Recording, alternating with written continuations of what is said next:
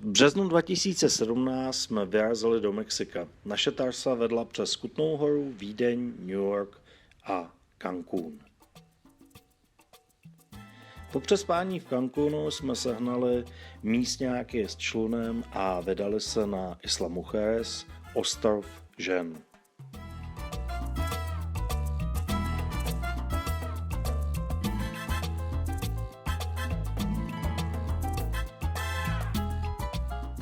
V našem prvním ubytování jsme se vcelku rychle aklimatizovali. Isla Mujeres v mnohém připomíná Českou republiku v březnu.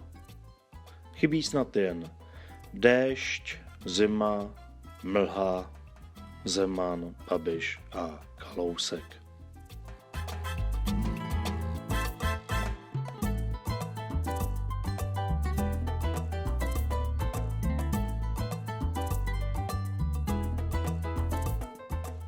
Malá hloubka na Nordplaya na Isla Mujeres přímo vybízí ke šnorchlování.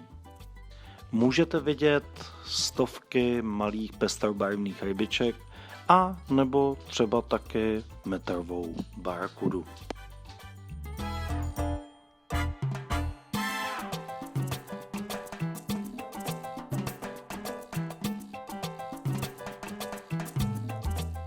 Na Isla Mujeres najdete také Punta Sur, což je místo, kde se slunce poprvé dotkne každého dne mexické pevniny. Po 3 dnech nás Tarek zavezl zpět na pevninu do Cancúnu, do místa, které se jmenuje Zóna Hotelera, což je pás 20 kilometrů luxusních hotelů.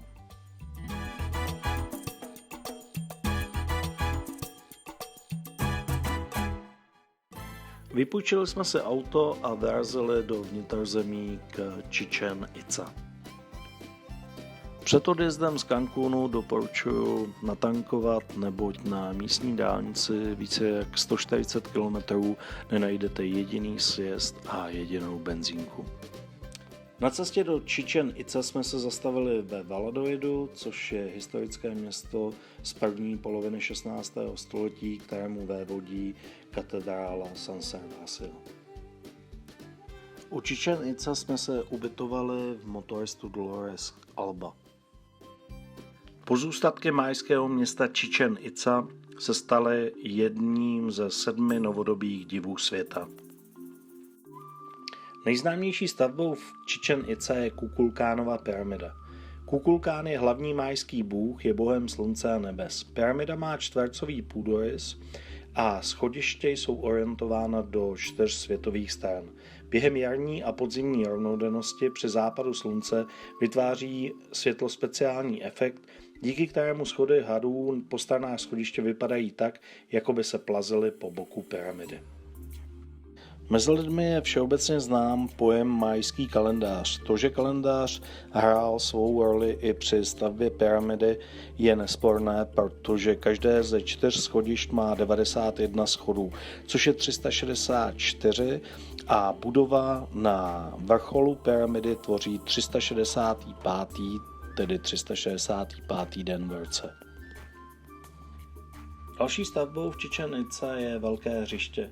Hrála se zde oblíbená mayská hra Tlachtli, pravděpodobně na uctění boha slunce.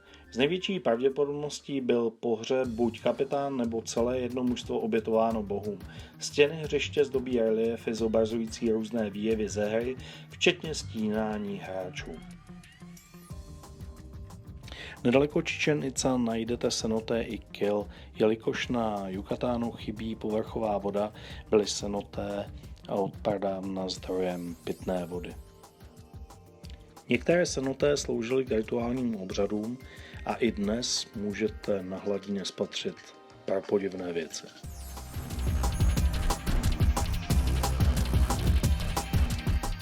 Cenoté Ikil jsem vystavil tlakové zkoušce výjima japonských turistů zamotaných v liánách vysoko nad původní hladinou, k žádnému porušení cenoté nedošlo. Poté nastal čas naložit zapůjčený vůz Dodge a vyrazit na další cestu.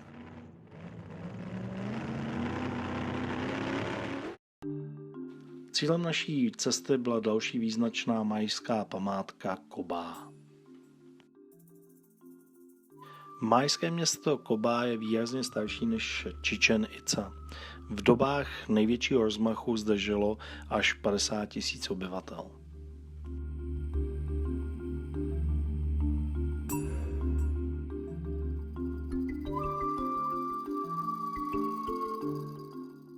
Jednotlivé památky jakoby vyrůstají z džungle a i proto mělo toto místo pro nás výrazně mystičtější atmosféru než Chichén Itzá.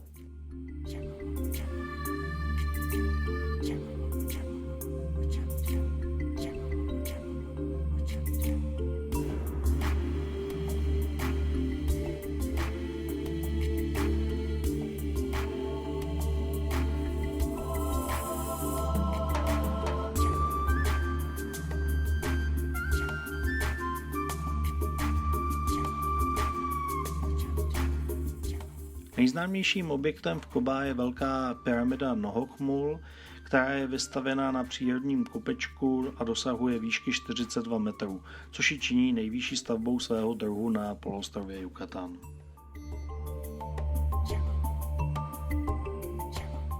Nohokmul je bezesporu mýtické místo. Z jehož vrcholu vidíte celou džungli, vidíte vzdálené cenotes nebo vrchol Templo de Iglesias.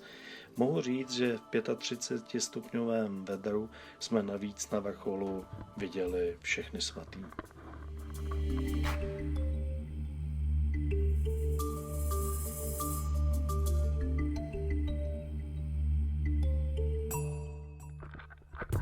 Pokud patříte mezi lenošnější turisty, můžete se stát součástí místní Rickshaw Grand Prix.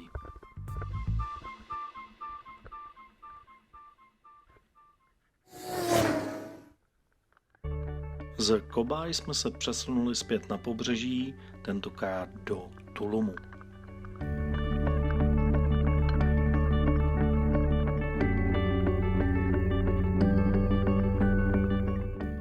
V Tulumu naleznete jedny z nejzachovalejších památek mayské kultury. Kromě chrámových staveb Templo de la Estela, Templo de las Pinturas nebo Templo del Dios del Viento zde najdete také dominantu hradu El Castillo.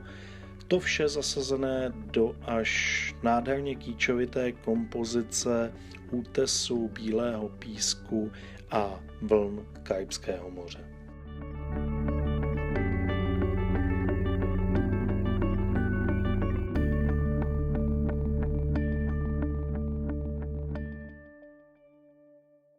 Během návštěvy Mexika bylo návštěvou mýtických míst ukojeno naše duchovno a ochuzeny nezůstaly ani naše chuťové pohárky.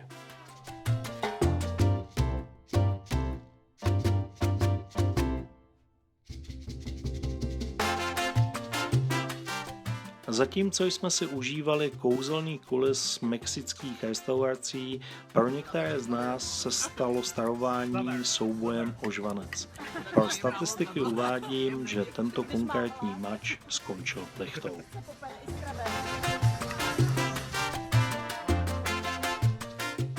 Chutnat se má údajně všechno, avšak rajčatové pivo nebo slané pivo s limetkou patří mezi zážitky, které v životě už opakovat rozhodně nechcete. Děkujeme za možnost navštívit tuto krásnou zemi.